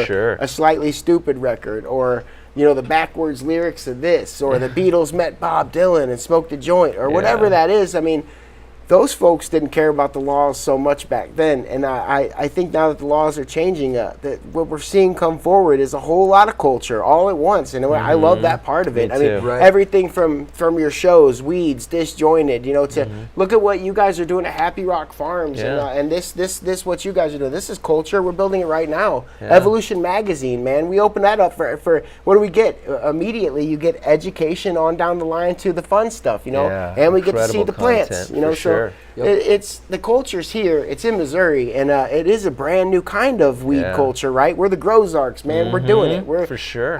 We're what 1 in 4 almost are cultivating legal patients. That's crazy numbers. That's a lot of weed. That's a lot of grass being grown on the other side there. It's Absolutely. That is for sure. that's man. amazing stuff. And so, yeah, the culture's there, the humor's there, the music's there. Look at your hip hop scene now. There's not very much rap out there that's not dropping about cannabis, and there's not I don't know very if much you've heard- country out I there was that's recently, I was recently mentioned in a rap song. I heard I that. am officially cool. I don't know if you've heard. I don't know what's the. I gotta Todd find out where that Scatini came is from. officially cool. Absolutely, Is it a rap man. song? I don't know. What's the name of that track that you just dropped? No, but can we? I was amazing anyway. Can we get the? One time Oh, only. it's like, Oh, man, you're killing hey. us. We're You gonna gotta go watch for a the live show. performance sometime. That's fire. So We can't get on the outro, but you have to rewatch this. But rewatch this when it's done. Don't do it yet. But James Thomas evidently is starting a new rap career. So It's pretty great. we're gonna It's support it's him. fabulous. Solid. Thank So, you. inspired by cannabis, Look by at the that. way. Most of the music today was that's inspired culture. by marijuana. That's culture, man. Absolutely. awesome. Thank That you, was brother. spectacular, It eh? makes me feel good that you were smoking flower and thinking of us, I want that to be the theme every time we drop an episode. Absolutely. Honestly. Absolutely. Yeah, I'm And into get a it. collab going. Think of all the different doors that our cannabis use for medication has done for society. How many doors that veterans are kicking open right now?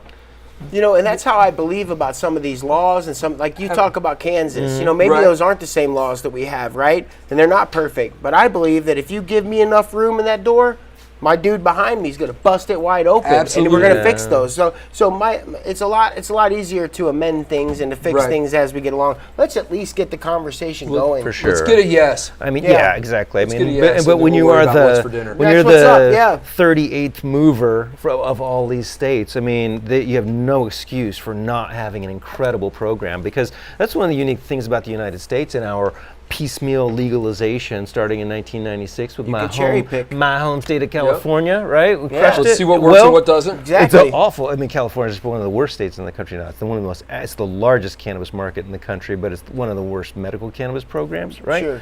But when you're the 37th mover, or the 38th, I think is what Kansas will be. Right. You've got a lot of petri dishes to pick from, and we don't have to guess anymore what happens when you legalize cannabis. You create jobs, you reduce opioid overdoses and opioid prescriptions. Up to 30-something you change percent. lives. Yep. You mend marriages and relationships, and you make great rap music. Yeah. Well, and Right? I'm a and capitalist, music, so just art in general. Right? let's put it out there. Yeah. And I know that this might not be popular, but it's how I believe. This is a black market that's gone untaxed our whole lives. Now it's a legal market, and the citizens of our nation and of our states that have it legal are benefiting from the tax revenues created. Sure. I just about destroyed my mom's van last night, hitting a pothole, helping her with a catering. There aren't potholes in Denver, Right. Yeah. right? And that's strictly due to the continued cannabis taxation revenues and the infrastructure that it's able to support. Absolutely, and you're seeing that in rural communities in Colorado and everywhere, and you're seeing it here. I mean, Rolla, you're seeing. coming. I mean, look at Carrollton, Missouri, where you've got the massive cannabis grows going on. Right. Creating tons of jobs. Same thing in Chillicothe. You've got dispensaries. You've got a really world-class cannabis testing laboratory going in. It's affecting us across the board in a good way. The best thing about working in the cannabis industry, they don't test your pee. This is true. This is true. Okay, so you talk about exit drug. You talk about Colorado. Okay, so we talk about 30% drop in opioid deaths. Correct. Well, what we don't realize when we say that, that's a shockingly huge number and also accurate. What we don't talk about is the amount of prescriptions that start to not get filled after that also. Not because of those opioid deaths, but because other people aren't getting to that death point. They're getting to the exit drug point. Right. So I go so far as to say the cannabis can knock half that out of the ballpark. If you legalize, give us 75%. Because I've not met anyone yet who isn't dealing with massive addiction or whatever, who's just on a regular opioid schedule that doesn't try cannabis and go, so that is better. You're right. I don't feel the electric nastiness. Game I don't feel my changer, liver man. just dying on me. I don't. I'm not constipated. Right. exactly. And now everything's hilarious. So, Yeah, I mean, exactly. I'm into it. You know. Exactly. Yeah. Who couldn't laugh some more? Right. You know. So what do we got here? Tell us about some of these products. So I rock Peace of Mind all the time, right? So we've got I think we're hitting 13 stores here in the next couple months. Nice. And that might sound big and corporate, but we're actually just the bomb and pop shop that's riding the green wave and just going into all these rural areas. You haven't found us in St. Louis, Kansas City, the major places. You're finding us out there in the woods. We're out in, we've got Cuba, Sullivan, Rolla, out all the way out to Salem, Missouri, all the way around. Looking at Hannibal. Yeah, well, Matter of fact, Washington's about to pop. We've got Salem just opened up. Nice. I'm heading to Lake of the Ozarks tomorrow morning at 5 o'clock in the morning to go try and get that store prepped for a Saturday opening. But what we're bringing along with us is our Delta 8 products. And we're super proud of them because I'm a Delta 8 fan because it's a true story that my anxiety gets triggered very easily, and I found that Delta 8 seems to be an answer for that a lot. So we've got our own Peace of Mind branded gummies. I brought in the wild berry for you guys to try. We got the giveaway, I think. And I brought some flour. This is going to be the White Widow. You can scan this, test out at 36 point something %. It's crazy. I've got another pre-roll. I've got a Gelato Delta 8 cart. These are all Peace of Mind here. We're working with Top Shelf Hemp Company. A lot of folks know who those guys are. They're the one company in the state that has a pilot program for Delta 8, so we're riding 100% awesome. Nice. I've got a pre-roll here too, White Widow, which I brought the White Widow because it's my favorite. It's the one I smoked and I was like, okay, I get it now. And I also brought, just for fun, whoever gets these gifts, man, we got a Peace of Mind dab tool. I brought the gold one because that's the one I like. And I got a stash jar that's made of hemp, man, biodegradable. very cool. As well as a dab mat, and there's some Grateful Dead Steely and some Dead Bears on here, and our Peace of Mind logo, good vibes all the time. Now, for our viewers that don't understand Delta 8, THC that is legal from Article 14 is Delta 9. So what Delta 8? What's the difference other than One the fact that number. it's completely legal? So it One. That's great math. It goes Got high on like brain. this. We have an endocannabinoid system, right? There's a lot of cannabinoids in the world. Delta 8 is not, of course, federally illegal because it's right up there. There's a lot of products out there like CBD and all that we're watching regulations really closely, but right now 100% legal. I think Delta 8 probably has about a 60% to 70% strength on THC when it comes to actually feeling it with less anxiety and all that. But it's going after your cannabinoid receptors too. It's working with your body in conjunction. You guys talk about entourage effect, things like that. What did we call it earlier? Ensemble effect. I like that, man. That's the jazz note. I like that. Absolutely. It's all singing the same song in your head. Yeah, if you've got a NASCAR, right, and you got that car and it's revved up and ready to go, right, and you put some BS oil in it and some crappy gasoline, what's going to happen? You're not winning any races, right? So I found that just about every kind of cannabinoid I've ran into, I enjoy, man. I keep a healthy diet of CBG. I'm into that Snow White. That's my CBG. Get that Peace of Mind. It's one of my favorite strains. And then I always rock their CBD strains. And truth be told, I don't run into a lot of bad CBD out there. Everywhere I go in the state, that's kind of my lean-to is, take all that and put it together and have a good feeling out of it and get that car running right. That's what these guys do for me. It gives me that, because THC does ramp up my, you guys see, I'm talkative. I get behind the camera, it's going raging, but sometimes I got to calm down and get that anxiety out of the way. And I find Delta 8 helps me with that a lot. Yeah. Okay. Yeah. Well, very cool, man. Yeah, good stuff. Look. Oh, and I got a Peace of Mind grinder. Oh, this is dude. fire too. $200 worth of stuff. It's gonna be fun. We'll give it away. Thank you so much. Yeah, for I'm just coming glad out. to be here. One, for making the trip all the way out Yep. here. I know it's not a short one, and I am committed to coming down and visiting you. I think we should make a road trip. Absolutely. Any Wednesday, there's an open door policy for you cats. You know that. And also, the phone calls we've had with you on the show have been amazing every time too. I'm always grateful to have the support from the cannabis community and the veterans. Well, thanks, man. I really Well, appreciate it. From 2 veterans, thank you for your service. Hey, Yeah. you 8 too. years Right away. being. Were you ever scared when you went out to do those 11-point photo shoots? Were you ever like, what if this is a new Russian something that we've never seen before? So I had a trick.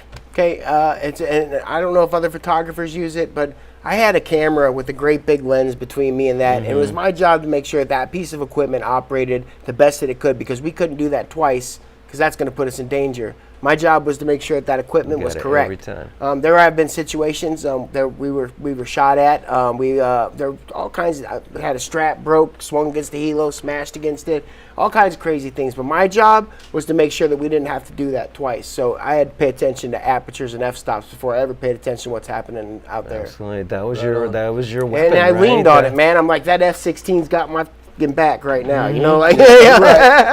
Dude, I Outstanding. censored myself there.